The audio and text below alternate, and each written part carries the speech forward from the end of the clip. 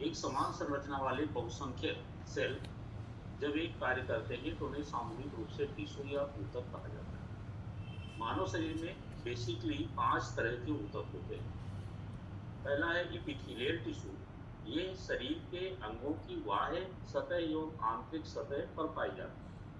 जो external covering of the organ है और internal layering of the organ है, उस पे जो लगे होते हैं, सिरस टिश्यू हो गई, पेरिटोनियल टिश्यू हो गई, ये सारे टिश्यू एपिथेलियम इन नेचर होते हैं। इस तरह के ऊतकों को एपिथेलियल टिश्यू कहा जाता है।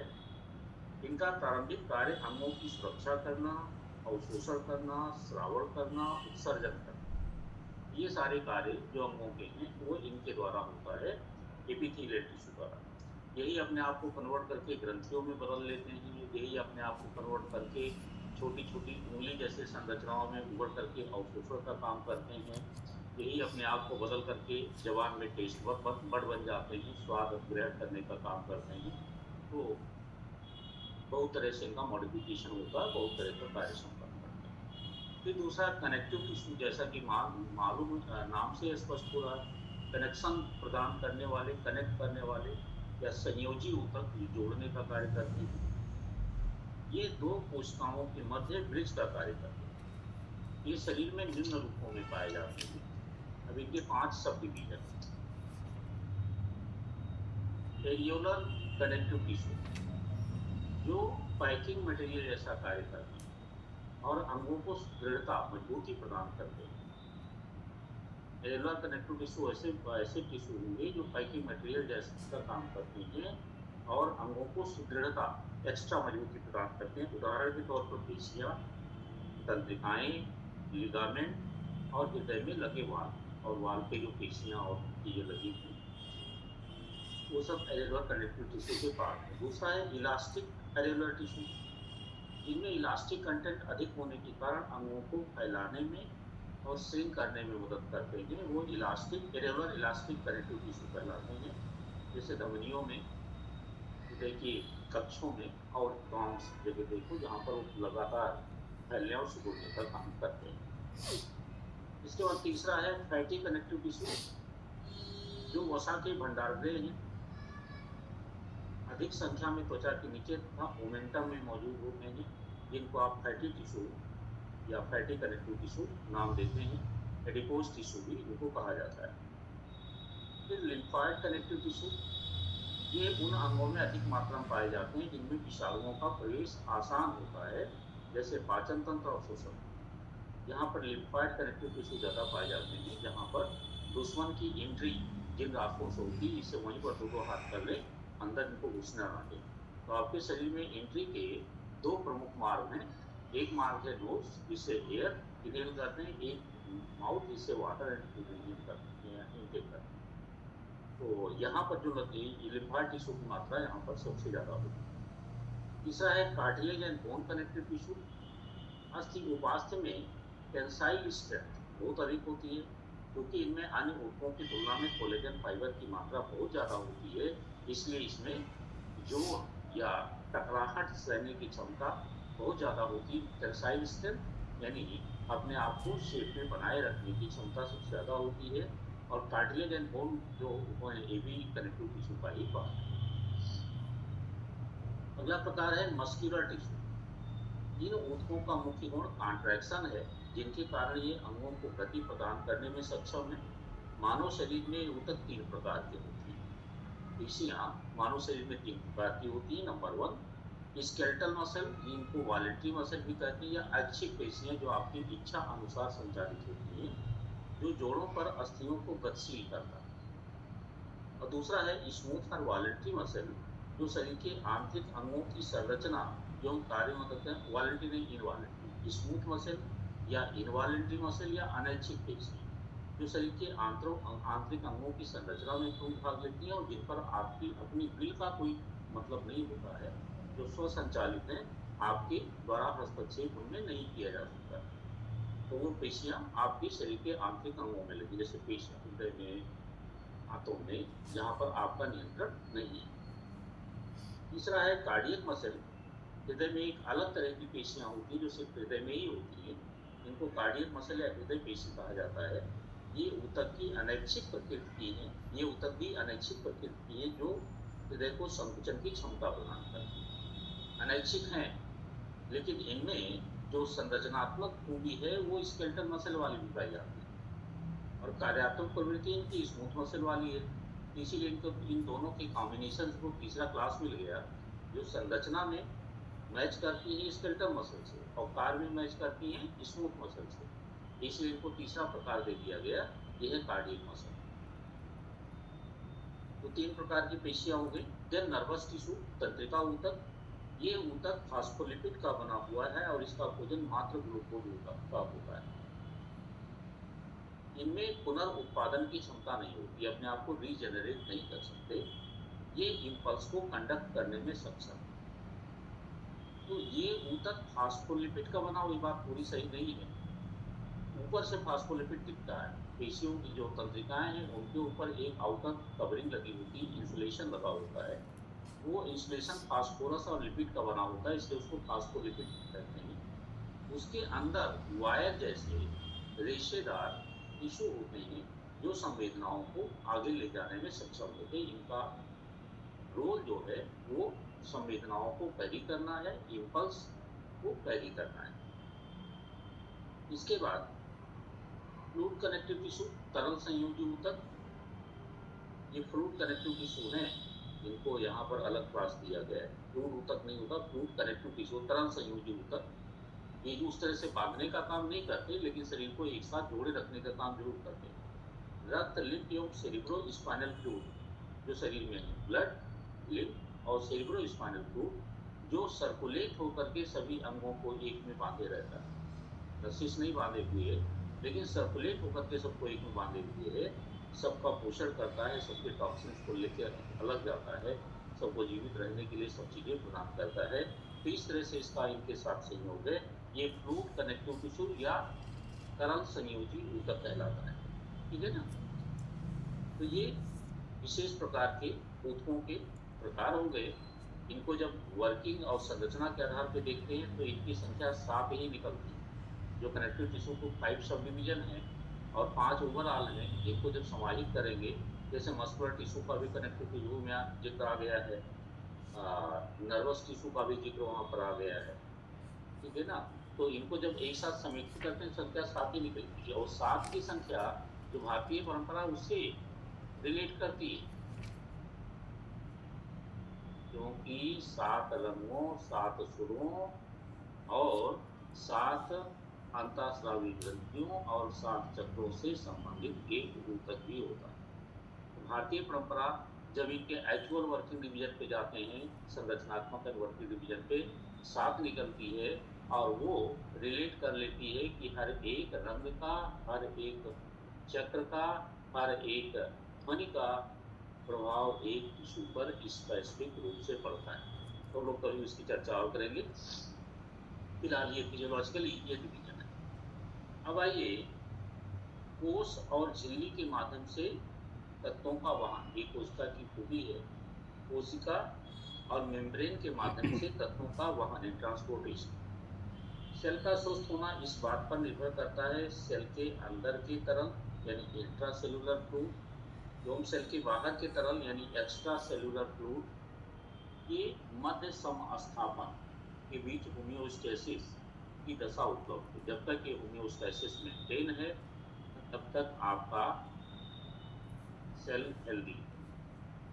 ये होम्योस्टेसिस विभिन्न तत्वों की सांद्रता से संबंधित है जो ट्रांसपोर्ट प्रोसेस पर निर्भर करता है। सेल के अंदर और सेल के बाहर तत्वों का वहन निम्न दो भागों से दो प्रकार से किया जाता है। ट्रांसपोर्ट जो पहला हमने होम्योस्टेसिस पढ़ा था, उस होम्योस्टेसिस को मेंटेन रखने के लिए दो तरह की व्यवस्थाएं हैं। एक है सक्रिय वहन या एक्टिव ट्रांसपोर्ट सिस्टम, इसमें सेल की ऊर्जा खर्च होती है, वो सक्रियता के साथ इस कार्य को संपादित करती है। जैसे सोडियम, पोटेशियम, कैल्शियम का ट्रांसपोर्टेशन, सेल इनको पकड़ने में, इनको ट्रांसपोर्ट करने में एक्टिवली एनर्जी खर्च करती है, तो इनको एक्टिव ट्रांसपोर्टेशन कहा जाता है। दूसरा है निश्चेष्ट परिवहन, जिसमें कोई ऊर्जा नहीं खर्च होती और कोशिका इनके लिए कोई चेष्टा नहीं करती और इनका ट्रांसपोर्टेशन होता है।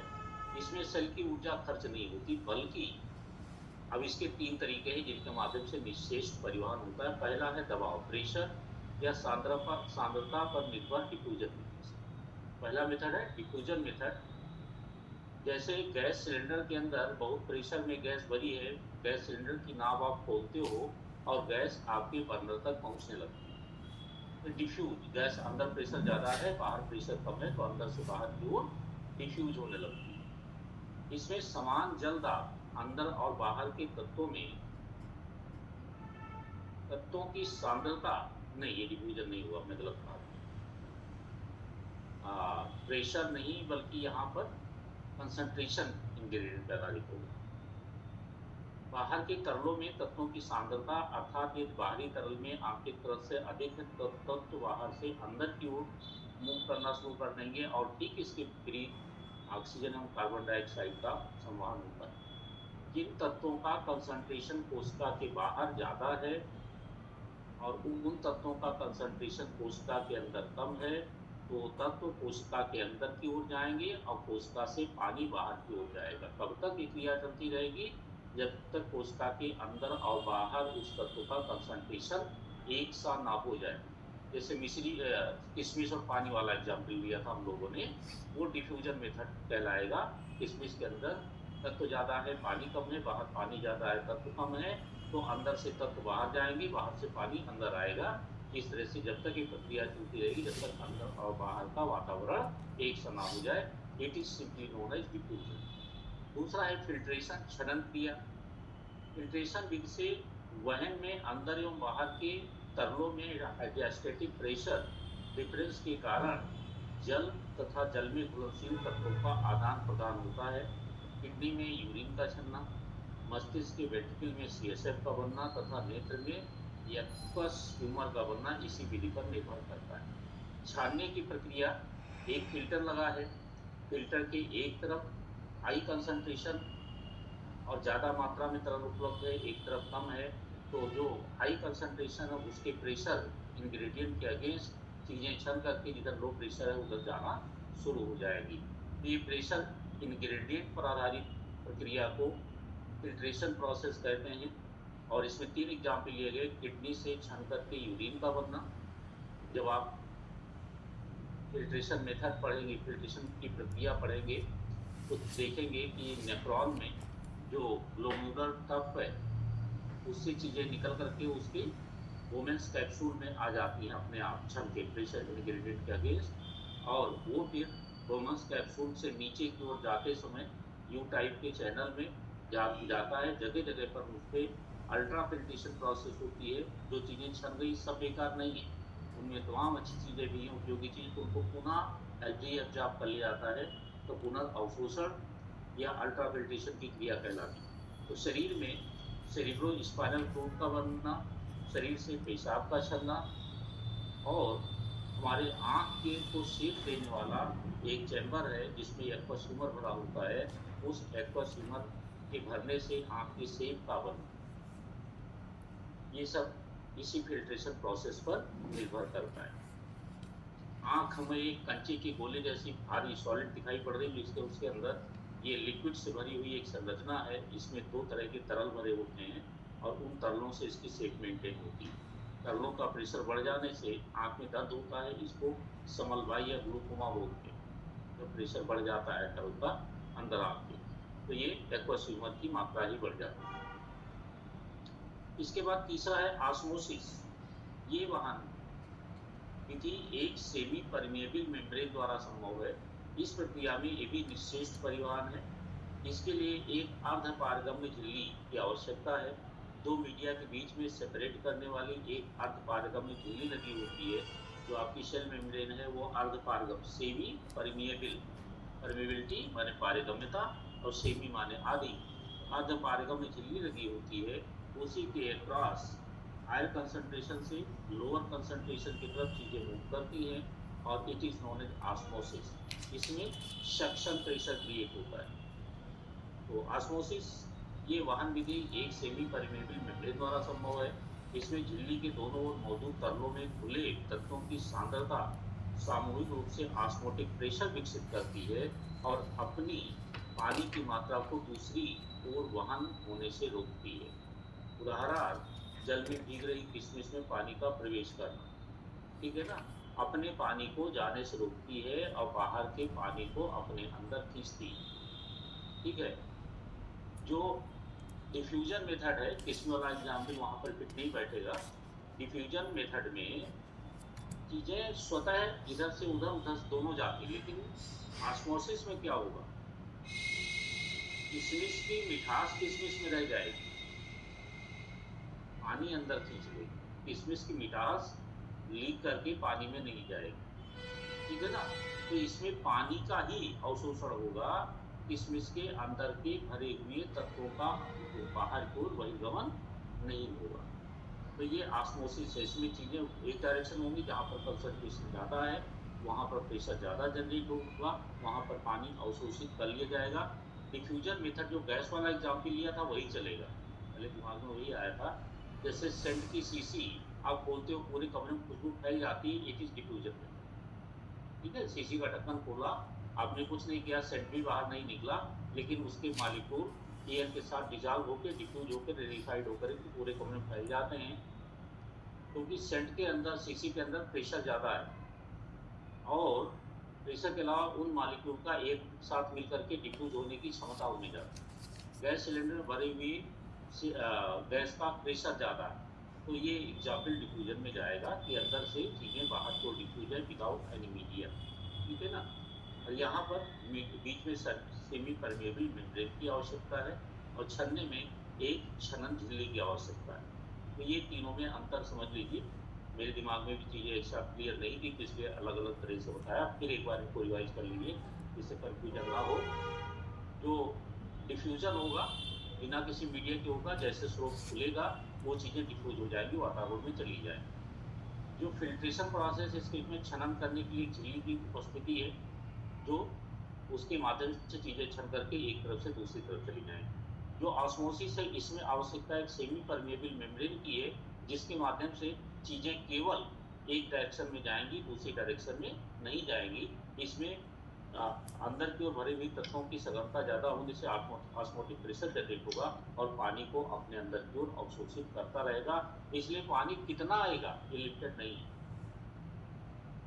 अगर ये हम डिफ्यूजन विधि में जाते तो एक स्थिति ऐसी आती कि अंदर और बाहर पानी समान हो गया, किशमिश अब पानी अवशोषित नहीं करेगी। लेकिन आपने देखा होगा किशमिश पानी अवशोषित करते करते फट जाती है ना। तो वो फिनोमिना यहाँ पर लागू नहीं होगा ऑस्मोसिस में। वो फिनोमिना पानी पानी अंदर कंसर्न तो अंदर ही आएगा, चाहे वो दब जाए। ठीक है ना। और अगर डिफ्यूजन में अगर हम जो समझा रहे थे उस पर आते तो किशमिश अपनी शेप को मेंटेन करने के बाद पानी लेना बंद कर देगी, लेकिन ऐसा नहीं है। डिफ्यूजन में केवल एक ही तरफ पानी का मूवमेंट होता है, पदार्थ वहां की तरफ नहीं जाती। हमारे ख्याल से आप क्लियर होगा। ठीक है ना। चलिए इतनी बातें बोल करके अपनी गलती सुधारिए आपकी। हाँ बताइए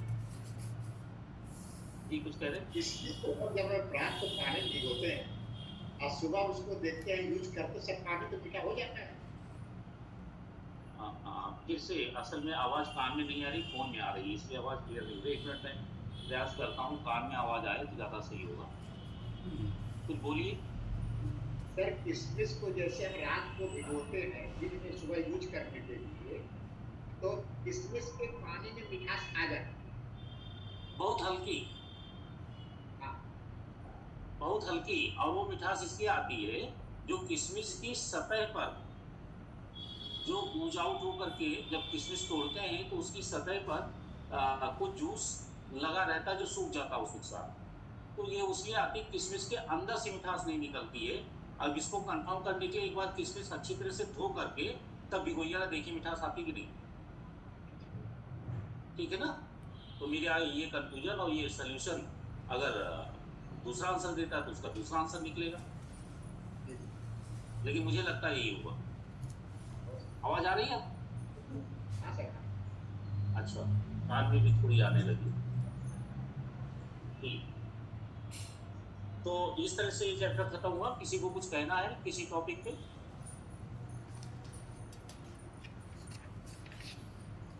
कुछ बोलिए, देखिए मेरे कान में आवाज आ रही, कोई कुछ बोले। नहीं सर, क्लियर है। अब ठीक है, मेरी आवाज भी आपको मिल रही है, आपकी भी हमें मिल रही है। तो इसके बाद अगला चैप्टर आपका रक्त का है, और ये काफ़ी बड़ा और अच्छा चैप्टर है, इसको ध्यान से पढ़ना है। और ये आपको जो पढ़ रहे हैं जिस क्लासेज में, वहाँ भी काम आएगा, यहाँ तो काम आएगा ही आएगा, वहाँ भी काम आएगा। ब्लड आपके बॉडी का वो चमत्कारिक इंग्रेडिएंट है जो जीवित को जीवंत बनाए रखने के लिए बहुत महत्वपूर्ण